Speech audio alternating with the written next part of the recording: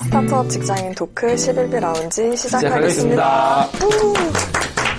오랜만에 녹음을 하게 됐네요. 저번 주를 건너뛰었더니 지금 약간 조회수가 바로 그렇게 영향이 없네. 살짝 주춤해가지고 시장은 냉정합니다. 냉정하시네요. 채찍질을 약간 받고 이제 알겠습니다. 네, 자기소개를 자기소개해야죠. 네, 저는 진행과 편집을 맡은 앨리스입니다. 안녕하세요. 유아 교육이 끝난 제이콥입니다. 오. 네, 안녕하세요. 요즘에 이 영역에 관심 많은 우디입니다. 네, 왜 관심 많죠, 우디는? 예습의 차원인가요? 예습 차원? 아니요, 회사 일 때문에. 일 때문에. 네. 오늘은 이제 우디가 제안해주신 토픽인데요. 유아동 돌봄 학습 시장. 유아와 아동을 합친 단어. 네, 유아동 돌봄 학습 시장에서 선전하고 있는 스타트업들에 대해서 알아보도록 하겠습니다. 네, 먼저 이제 우리나라의 유아동 현황이라고 해야 될까요? 사실 뭐 요즘 그 출산율이 떨어진다고 말이 되게 많잖아요. 어느 정도로 심각한 상황인지 간단히 설명을 좀 부탁드릴게요. 지금 뭐 모두 다 아시다시피 우리나라 출산율은 21년 기준 전 세계 이제 가장 낮은 출산율인데 0.81입니다. 전 세계라고요? 네, 전 세계 기준 거의 가장 낮은 편으로. OECD 기준 아니고? OECD가 아니라 전 세계 기준으로 알고 있습니다. 네. 아마 그 기준이 웬만한 도시국가 그런 것만 좀 빼고 네, 웬만한 크기의 나라 이상인 경우에는 다 포함된 걸로 알고 있습니다. 네, 맞아요. 근데 우리나라가 뭐 한 1.3, 1.4 정도 나올 때부터 지금 전 세계 거의 가장 낮은 출산율이다 라는 언급이 있었는데 0.81은 유례없는 그러니까 인류 역사상 전쟁 시기를 제외하고 유례없는 이지 않을까라고 봅니다. 그 0.811이라고 하면은 숫자가 사실 잘 와닿지 않는 그 숫자인데 한 학년에 몇 명이다 이렇게 몇 명이 출산했다 이렇게 보면 정말 끔찍하더라고요. 되게 최근 1, 2년 동안에 태어난 한 해 그 아기들의 수가 20만 명대로 떨어졌습니다. 26만 명이죠. 네, 그래서 우디 앨리스 때는 그 한 학년에 이게 보통 수능 볼 때 알게 되잖아요. 자기의 경쟁자가 몇 명인가. 그래서 몇 명이셨나요? 저는 수능을 한 70만 명. 70만 명. 저도 비슷했던 것 같아요. 70만 명. 저희 때도 80만 명이었어요. 80만 명. 그 차이가 거의 나지 않습니다. 저희가 꽤 차이가 남에도 불구하고 20이라고 떨어지니까 이건 좀 약간 이게 사람이 없어지는 건가라는 생각이 들더라고요. 그러니까요. 그러니까 우리나라 지금 단군 이래 가장 인구가 많이 태어난 게 1971년인데 그때 한 103만 명 정도 태어난 걸로 알고 있어요. 네. 지금 26만 명이니까 한 해 태어난 인구가 이제 4분의 1로 줄어드는 거죠. 그럼 왜 이렇게 출산율이 줄어든 걸까요? 저도 이거는 이제 제가 직접 알지는 못하고 조사를 통해서 알게 됐는데 2021년에 그 여성가족부에서 조사한 자료에 의하면 자녀 출산을 망설이는 이유가 1위가 차이가 많이 나는 1위로 자녀 양육과 교육비 부담이 제일 크다고 합니다. 오늘 주제를 위해서 맞는 결과를 가져오신 건 아니겠죠? 근데 이건 거의 비슷해요. 어디를 해보나. 네. 자녀 양육과 교육비 부담이라는 게 당연히 고려할 수밖에 없는 요소이긴 한데 조금 더 그냥 뇌피셜로 생각을 해보면은 저는 대한민국이라는 커뮤니티가 스스로 인구 조절을 하고 있다고 생각을 합니다. 특히나 이 너무 좁은데 많은 사람이 지금 몰려 살고 있고 경쟁이 너무 치열하거든요. 그렇죠. 우리나라가 99,000 제곱킬로미터라고 말하잖아요. 네. 근데 그 99,000 중에 3분의 2는 산이고 나머지에서 지금 몰려 살고 있는 거기 때문에 사실 인구 밀도가 거기에 3배가 돼야 됩니다. 그리고 대부분 시골은 근데 거의 이제 사람이 없고 대부분이 다 도시에 몰려 있는데 서울과 수도권을 합치면은 약 2,500만 명 그리고 나머지 약 2천만 명이 나머지에 흩어져 살고 있는데 그 지방에서도 대부분 다 대도시에 몰려 살고 있죠. 그러다 보니까 사는 공간이 너무 좁은 거예요. 네네. 이게 사람들이 전부 다 아파트에 살고 있고 공간이 없는데 아기를 하나 더 낳기가 굉장히 어렵습니다. 그래서 제가 알기로는 미국이나 영국 이렇게 유럽이나 선진국들도 도시 지역은 다 출산율이 낮아요. 네네. 낮은데 출산율 높이는 것은 다 시골입니다. 기본적으로 넓고 집도 굉장히 스페이스가 넓고 여유가 있는 그래서 합계 출산율이 유지가 되는 면이 있는데 우리나라는 실질적으로는 5천만 명이 살고 있는 도시국가화 됐기 때문에 이런 일이 벌어지고 있다고 저는 생각합니다. 네. 저는 되게 충격받았던 게 뭐냐면 제가 어렸을 때 이제 고향에 내려가 봤거든요, 얼마 전에. 근데 원래 산부인과였던 곳이 요양병원이 돼 있더라고요.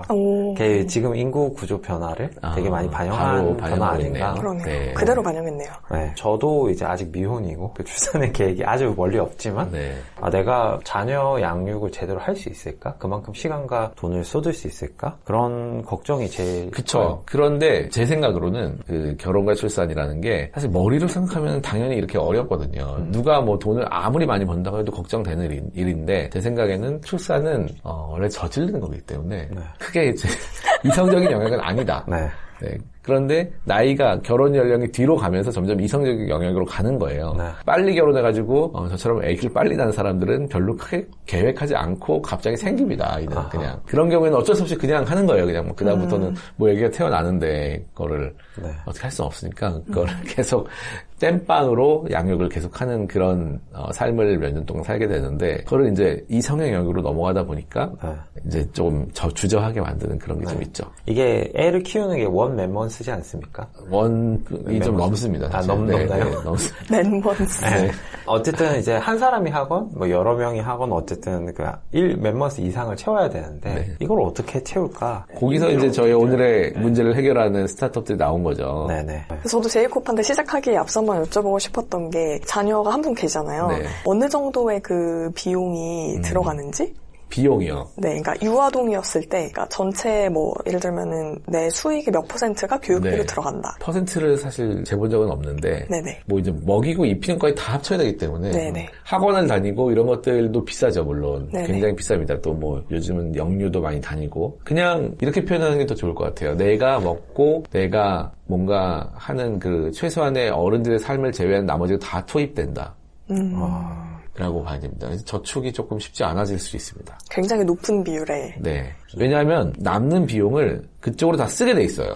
이걸 남기지 않습니다. 많이 벌면 많이 벌수록 그쪽으로 다 쓰고 적게 벌면 줄이는 거지. 그걸 줄이는 거지. 그러니까 남는 부분은 다 아이한테 거의 들어갑니다. 네. 여유가 있으면 뭐 하나를 더 시키고 그렇죠. 약간 이런 식으로 가는 거죠. 내가 여길 저금을 하는 게 아니라 저축을 하는 게 아니고 애한테 뭐를 하나 더 사주게 돼 있죠. 그러니까 남는 부분이 다 들어갑니다. 역시 부모님은 대단하십니다. 참 불효자임을 참 한 번 더.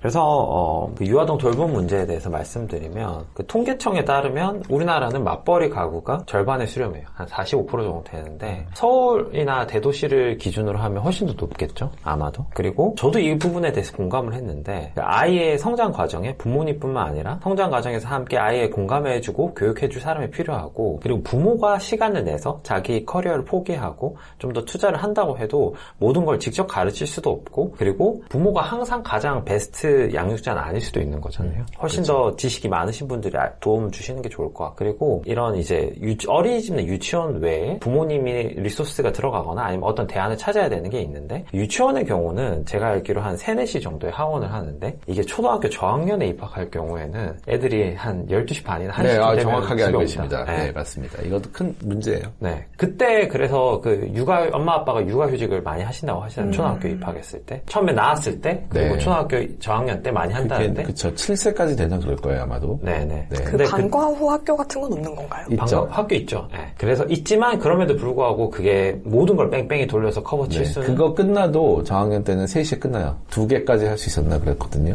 근데 이거 다시 좀 쉽게 생각해보면은 그러면 학교에서 오래 데리고만 있어도 해결되는 문제인 거 아니에요? 그럴 수 있습니다. 왜냐하면 많은 맞벌이 부부들이 그 시간에 학원을 6시, 7시까지 돌리고 그런데 7시까지는 잘 안 하기 때문에 6시까지 돌리고 퇴근 시간이 있기 때문에 그거에 파트타임에 또 봐주시는 분들까지 해서 8시까지 뭐 2시간 해가지고 그렇게 하시는 분들 되게 많거든요.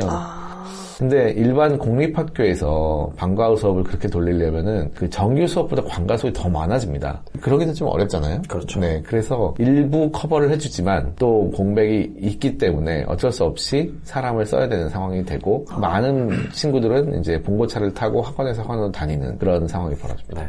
너무 공교육이 커버하는 부분이 그냥 시간만 놓고 봤을 때 너무 적은 거 아닌가라는 저는 생각이 좀 들긴 좀 그런 하는데. 면도 있죠. 약간 저도 잠깐 미국에서 공교육을 경험해보면 의하면 크게 다르진 않거든요. 크게 다르진 않는데 오는 시간이 미국이 조금 더 늦긴 해요. 한 저학년 기준으로 할 때. 몇 시쯤? 저학년도 2, 3시에 왔던 것 같아요. 우리나라는 오전만 하고 오니까 그때부터 오후가 다 그렇게 나오는데 한 3시 정도에 왔던 것 같습니다.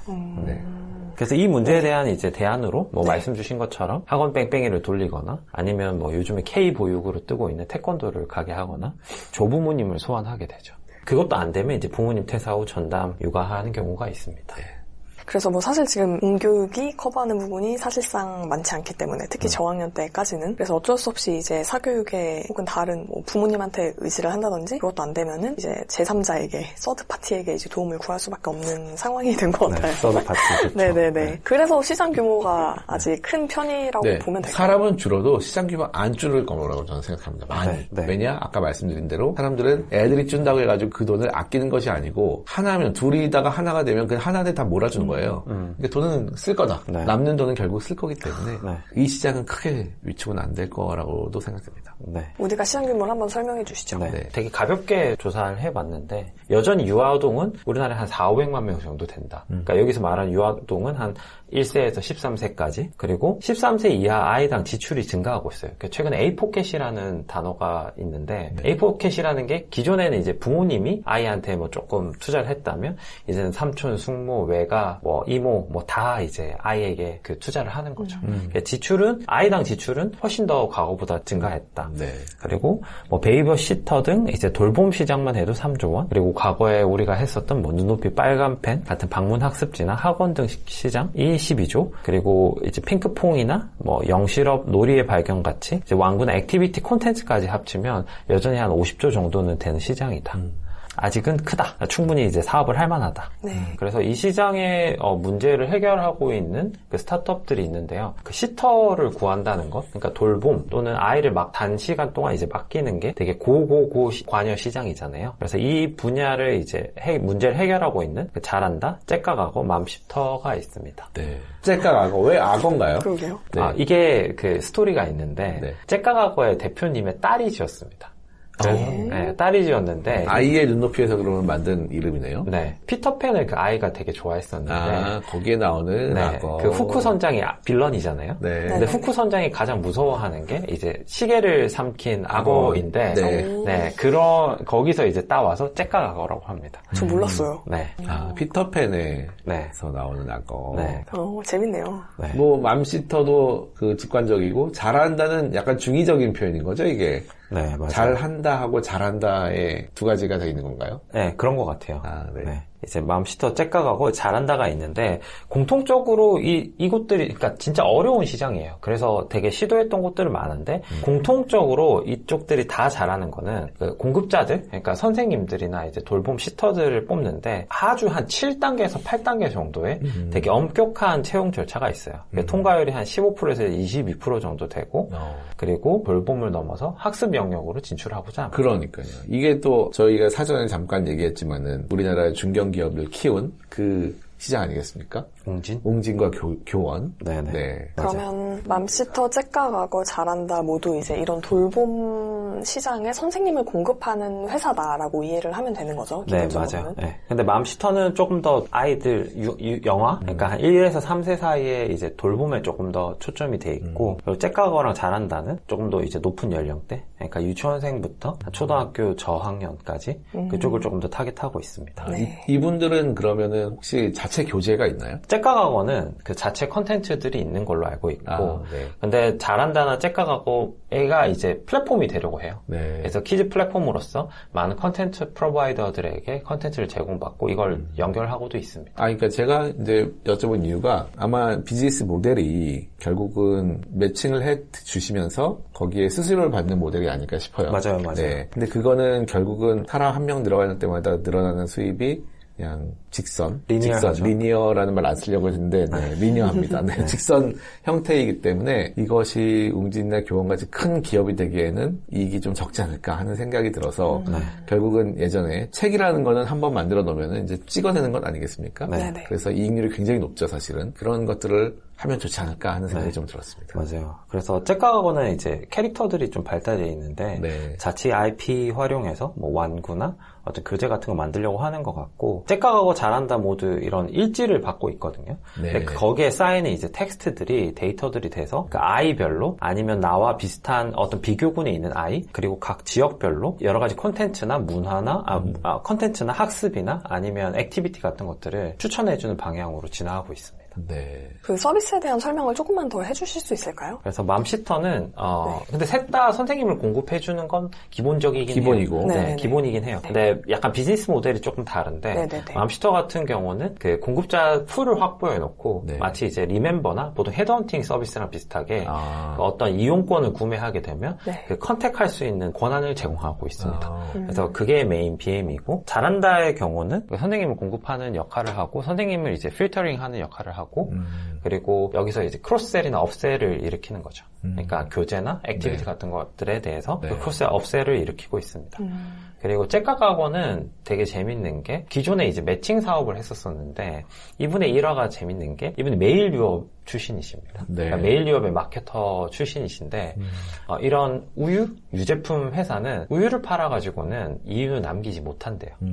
왜냐하면 이제 정부에서 가격을 제한하기 때문에 네. 그래서 기타 이제 어떤 부가가치 부가가치, 사업이 있어야 돼요. 부가가치 사업을 해서 거기서 이제 이익을 얻는 걸로 알고 있는데 네. 그래서 잭각하고 대표님도 한번 생각해봤더니 제이콥 되게 잘 말씀 주신 것처럼 네. 이렇게 매칭을 서비스를 해가지고는 기업이 스케일업 하는 데는 어느 정도 한계가 있다고 판단을 하셨대요. 네. 그리고 이 영역의 문제가 뭐냐면 고객을 이제 획득하고 구매를 하고 그리고 리퍼럴 하는 과정까지가 있는데 그 획득까지는 마케팅 비용이 그렇게 높지는 않은데 이게 획득에서 이 사람이 구매 전환까지 하기가 되게 어렵다고 해요. 왜냐하면 아이를 맡기는 거는 어떻게 보면 되게 고관여인데 이런 고관여 서비스를 이제 액티베이션 하는 게 되게 어렵다는 거죠. 네. 근데 이 문제를 해결하는 게 어떤 마케팅이나 뭐 어떤 콘텐츠 같은 게 아니라 직접 한번 어쩔 수 없이 써보고 경험을 해보고 그 경험에 의해서만 재구매를 하게 되죠. 맞아요. 그냥 직접 써보고 아니면 내 친구의 자녀가 쓰는 거를 구경을 하는 거죠. 네. 그렇게 되면 이제 전환이 높아지는데 잭각하고 같은 경우는 잭각섬이라는 키즈 카페를 운영하고 있어요. 네. 그래서 처음에는 그 잠실 시그니엘 롯데타워 거기서 시작한 걸로 아는데 그 쇼핑 같은 걸 가게 되면 이제 아이들과 같이 데리고 다니면 쇼핑하기가 되게 어렵잖아요. 그래서 그런 곳에서 잭각섬에서 이제 잭각하고 그 프로그램을 돌리고 거기서 그 다른 액티비티를 하거나 아니면 그 프라이빗 클래스를 열거나 아니면 부모 액티비티까지 이제 연결해서 업셀을 하고 있는 거죠. 생각해보니까 19년 이후에 코로나 때문에 이런 유아동 시장이 많이 위축됐겠네요. 왜냐하면 유아동이기 때문에 기본적으로 오프라인 활동을 깔고 가야 됩니다.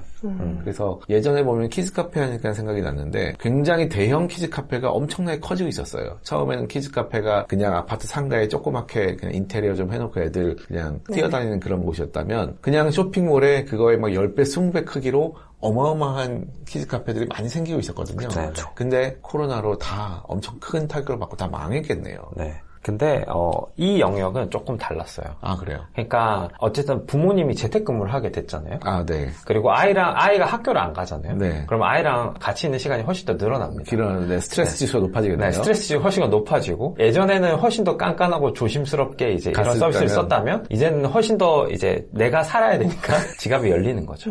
아, 그러네요. 뭐 마스크를 하여튼 씌워가지고라도 일단 나간다는 거네요. 네, 네. 나가기도 하고 아니면 집으로 이제 부르는 게 훨씬 더 하고. 늘었죠. 그래서 이 세 가지 플랫폼 다 코로나 기간 동안에 엄청나게 오히려. 네, 엄청나게 성장했습니다. 네, 그러면 그것도 잭각하고는 반전이네. 그 방문은 안 하는 건가요? 방문도 하고 그것도 하고. 네. 근데 여기가 되게 좋은 점은 그 아까 말했던 이제 체험을 할 수 있잖아요. 체험을 하기 때문에 그 고객을 획득하고 액티베이션 하는데 훨씬 더 유리하다는 거죠. 그러니까 다른 유아동 플랫폼보다 여기가 이제 올가닉 유입 채널이 되어서 네. 그 이렇게 선생님들을 집으로 집어넣는 그런 모델이라면 정말 물건 팔기 좋은데. 맞아요. 뭐 책이든 장난감이든. 그러게요. 네. 지금 잭각하고랑 잘한다는 자기들이 만든 교재가 있는 거인 거잖아요. 잭각하고는 IP를 활용해서 어느 정도 만들긴 했는데 잘한다는 조금 더 중개나 연결에 더 네, 가까운 남의 거 팔더라도. 네. 네, 자기 거 팔면 더 이익이 많이 나겠지만, 네. 남의 거 팔더라도 이게 어쨌든 그 집에까지 들어가서 그 부모님을 만난다는 거기 때문에, 네네. 신뢰가 한번 쌓이게 되면은 이분들이 얘기하는 거에 대한 그 믿음이 상당히 생길 수밖에 없거든요. 네. 그래서, 뭐 요즘 동네 애들은 다 이런 거 해요. 라고 했을 때, 생각해보니까 이분들보다 더 신뢰 있는 곳이 있네요. 맘카페가 있네요. 맘카페 있죠. 그렇죠. 맘카페에 크로스 체크를 했을 때 아니면 안 사겠네요. 그럴 수 있죠. 근데 여기는 이제 양질의 공급자 확보가 되게 중요하고 그분의 리텐션이 중요하기 때문에 이분들한테 세일즈에 대한 부담은 최소화하려고 하고 있어요. 네. 그러면 좀 궁금한 게 이제 이건 약간 그러면 기워커의 플랫폼 느낌은 좀 아닌 거네요. 그러니까 예를 들어서 한 명이 나는 맘시터도 하고 잭가가워 선생님도 하고 잘한다 선생님도 하고 이런 문화는 좀 아닌. 하면 할 수는 있죠. 하면 할 수 있는데 이제 어디에 리뷰를 더 쌓느냐 이게 더 중요하고 그리고 여기가 되게 요금제? 그러니까 요금제가 아니라 그 어떤 과금 체계가 너무 잘 설계되어 있어서 어떤 플랫폼에서 이제 등급이 올라가면 잭가가워 같은 경우는 그 잭가가워가 가져가는 수수료율이 떨어지고 네. 그리고 그 잘한다의 경우는 시급이 훨씬 더 올라갑니다. 하나에 집중할 수밖에 없는 그런 그래프를 만들어놨다. 네, 여기에 네, 리뷰나 어떤 소셜 캐피탈이나 이런 것들을 쌓아두면 그 내가 여기서 테이크할 수 있는 게 훨씬 더 높아지는 거죠. 그리고 잘한다의 경우는 제가 알기로 최저 이제 잭가가워도 그렇고 잘한다도 그렇고 최전 한 10,000원대 초반대 시급에서 시작해가지고 제일 높은 거는 한 6만 원대까지. 그러니까 그런 건 어떤 이제 자격증이나 이런 게 있겠죠. 잠깐만, 내 시급이 얼마더라? 네. 계산해 보시기 바랍니다. 그러면 여기 선생님 되려면 보통 어떤 분들을 선생님으로 뽑는 거예요? 일단 처음에 시작하기로는 그 미국에는 보통은 대학생들이랑 고등학생들이 베이비시터를 많이 하잖아요. 그것처럼 그 어떤 미술 전공생이나 체육 전공생 같으나 아니면 이제 유아교육과 전공하시는 분들이 그런 학생들을 위주로 먼저 했었어요. 네, 이제 일반적인 뭐 다른 아르바이트보다 나는 아이를 좋아하고 그리고 나의 어떤 전공을 살린 어떤 특기를 살린 어떤 걸 하고 싶다면 이제 잘한다나 뭐 잭가가워 같은 것도 되게 좋은 플랫폼이 될 수 있죠. 그리고 이런 잘한다 맘시터 잭가가워 같은 것들도 이 특기를 인정을 해줘요. 그래서 어떤 자격증이 있거나 아니면 어떤 특정 전공을 하게 되면 그 시급에 있어서 훨씬 더 어드밴티지를 줍니다. 그리고 되게 잘한다는 피드백을 많이 받으면 등급이 올라가고 테이크 레이시 낮아지거나 아니면 시급이 올라가는 체계인 거죠. 테이크 레이시라는 거는 업체에서 가져가는 업체가 수수료. 가져가는 수수료. 네, 맞아요. 잘 될 수 있는 플랫폼인데 생각보다는 스케일업이 많이 되진 않은, 그리고 생각보다는 되게 늦게 생겼네요. 2016년에나 다 새 회사가 생겼기 맞아요. 때문에 사실 2016년이면은 모바일이 이미 다 성숙했고 각종 서비스들이 굉장히 다 올라온 시장인데 유아동 쪽은 조금 늦게 진입됐다고 볼 수가 있겠네요. 근데 그럴 수밖에 없는 게 그 청소연구소 같은 것도 고관여라고 하잖아요. 근데 이 영역은 초고관여 영역이기 때문에 그 어떤 기술이나 아니면 어떤 신뢰도를 쌓는 게 되게 훨씬 더 앱의 영향, IT의 영향이 점점 줄어들면서 앱이 아닌 오프라인에서 이루어지는 게 많은 거일수록 늦게 진입이 됐겠네요. 네, 맞아요.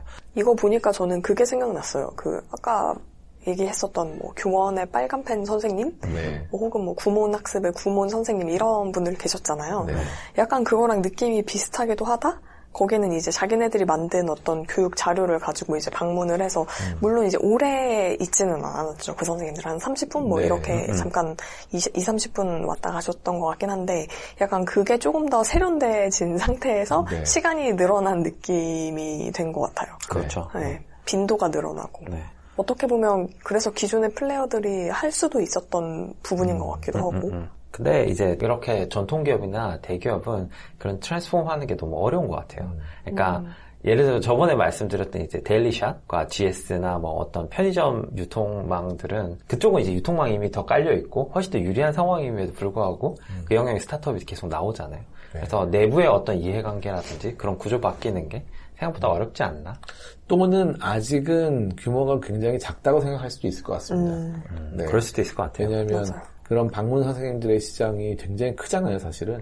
전국적인 규모이고 교육도 잘 돼 있고 제 기억에는 그때는 선생님의 개인의 역량에 크게 의존하지 않았던 것 같아요. 맞아요. 그냥 구몬이면 구몬, 빨간펜이면 빨간펜 그 학습지를 구독을 하는 건데 그거를 옆에 와서 약간 보조를 해서 가르쳐 주신다. 이런 개념이었죠. 맞아요.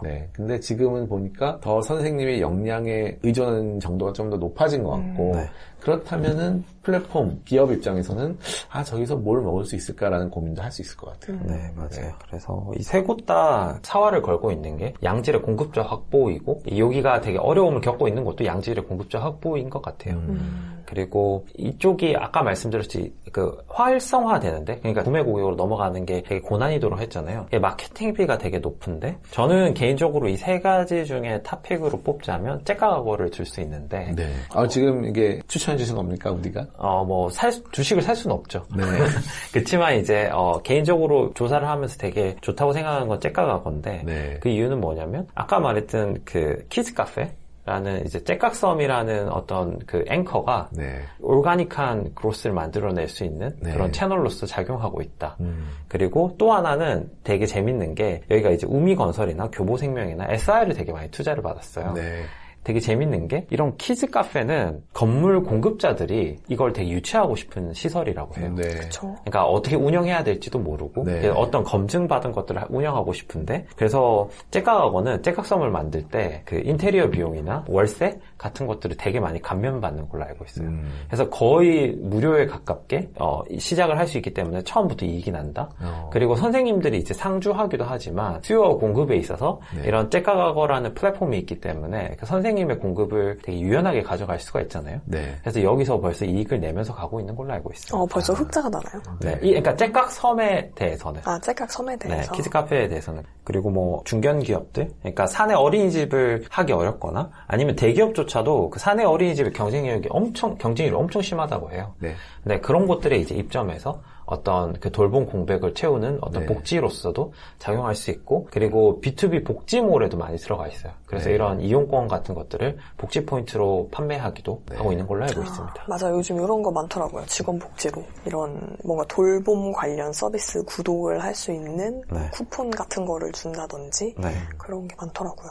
네. 그렇군요. 우디의 탑픽은 째까가고. 네. 제이콥은 뭐가 제일 괜찮아 보이세요? 저는 너무 이 시장을 떠난 지가 오래되다 보니까. 저는 진입도 하지 않았습니다. 네. 제가 보기에는 아직은 좀 그냥 다 갈 길이 좀 멀어 보이는 느낌이 있어요. 그냥 개개인의 역량에 의존해서 개개인이 잘하고 있겠구나라는 생각이 들거든요. 서비스 품질에 이게 어떤 하이 퀄리티든 로우 퀄리티든 표준화가 좀 많이 이루어져야지만 스케일업이 되지 않을까 하는 생각이 좀 듭니다.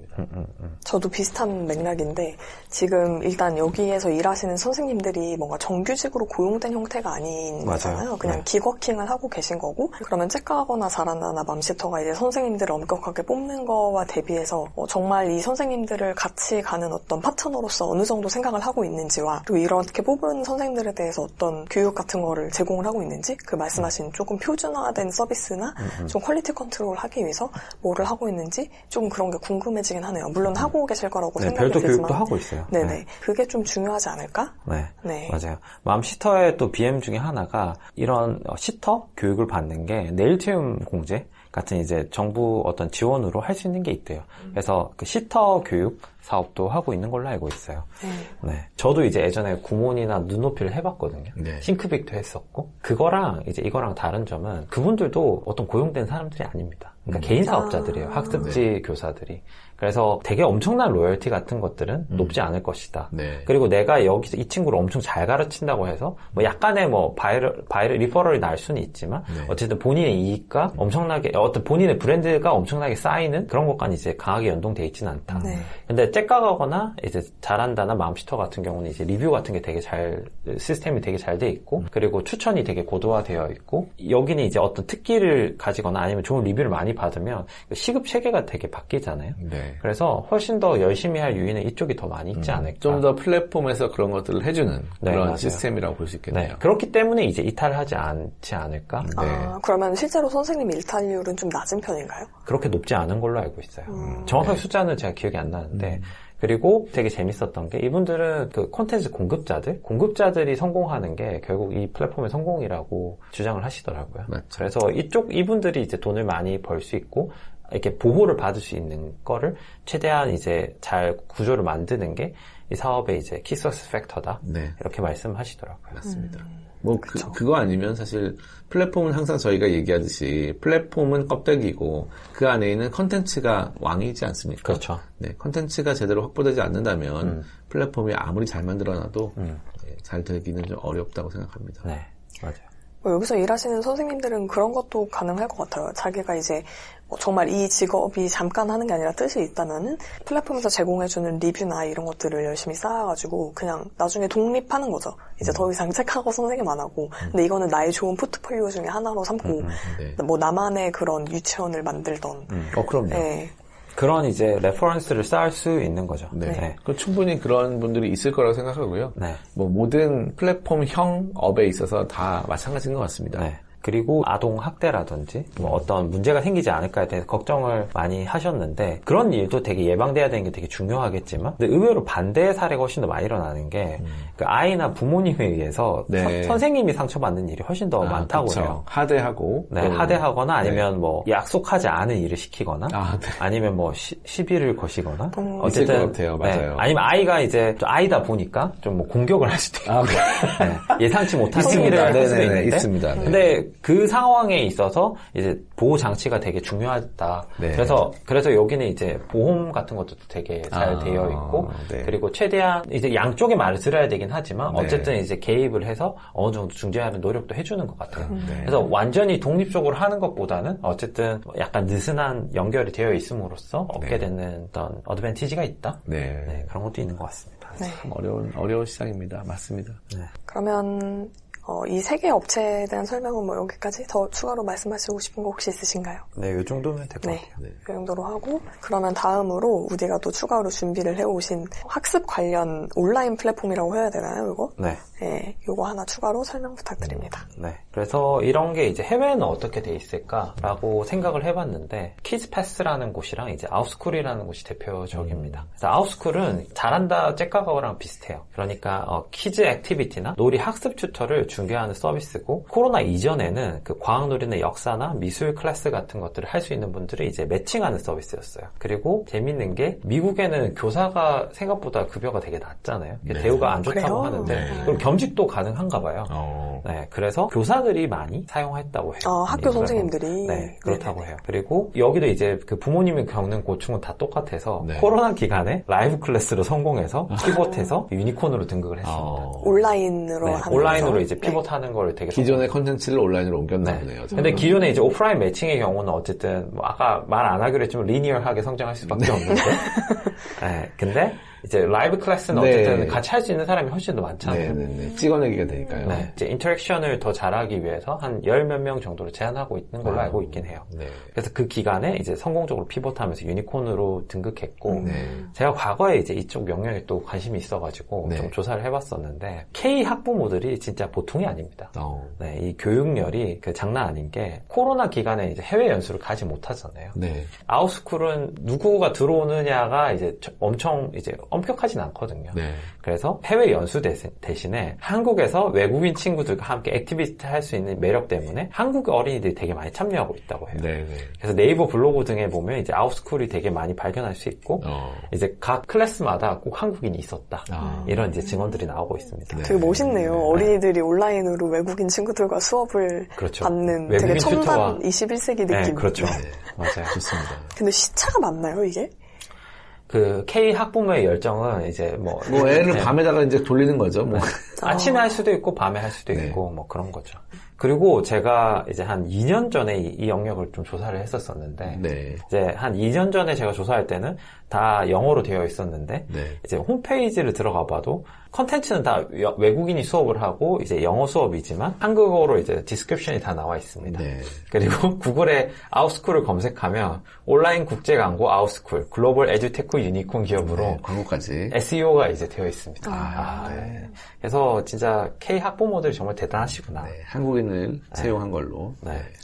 요거 수업 들으려면 근데 어느 정도 영어 실력이 좀 있어야겠네요. 있죠. 근데 이제 K 학부모들은 이게 뭐 처음에 이제 아예 그냥 환경에 노출되기 위해서 먼저 들어가시는 것 같아요. 그리고 뭐 영어 유치원 나온 친구들도 있고, 네, 그럼요. 또 요즘 어린이들 영어 잘하는 애들 맞아요. 많잖아요. 아우, 잘합니다. 다 잘하더라고요. 잘합니다. 네. 저는 퀴즈 하면서 네. 생각난 것이 이분이에요. 네. 김여진 대표라고. 또 이 그 투자업계에서는 굉장히 유명하신 분이죠. 그쵸. 네, 물론 뭐 스스로 한 것이냐, 누구의 도움을 받았냐라는 말은 있지만 어쨌든 2번이나 엑시트를 하셨습니다. 네네네. 네, 공차로 굉장히 유명하게 크게 엑시트를 하셨고 또 바운스라는 트램폴린 그 샵이라고 해야 되나요? 네, 체육관을 여셔가지고 또 한 번 또 엑시트 하시는. 네. 어린이들이 뛰어노는 그 네. 트램펄린장. 그게 저희가 미국에 있을 때 굉장히 이거 한국 들어가면 잘 될 것 같은데 라고 생각했던 거예요. 근데 물론 액션을 하지 못했죠. 그런데 이분은 역시 저돌적인 실행력으로 그걸 한국에 그대로 들어와가지고 만들었더라고요. 근데 이분의 인터뷰를 다시 읽으면서 보니까 요 말이 참 와닿더라고요. 이 스타트업 업계에서도 많이 하는 말인데 한국에 딱 들어맞는 사업은 들여오는 것만으로도 어느 단계까지 성장할 수 있다. 한국에 없는 사업 아이템을 시작해서 선점 효과를 누리는 편이 유리하다. 그러니까 다들 하는 거를 그냥 와가지고 할 게 아니라 이게 뭐 제로투원 아니겠습니까? 그렇죠. 한국에 없는 거 경쟁하지 말고 독점해라. 그 김여준 대표라는 분은 이 트램펄린 파크를 매각을 다 하신 상태인 거죠? 네, 다 하신 걸로 알고 있고요.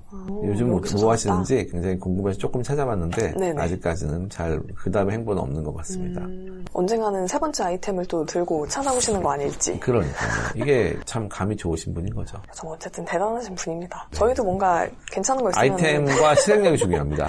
네, 그래서 네. 실행력. 아이템은 참 많잖아요, 사실. 그래서 그러니까요. 갖고 오기 좋은 것들.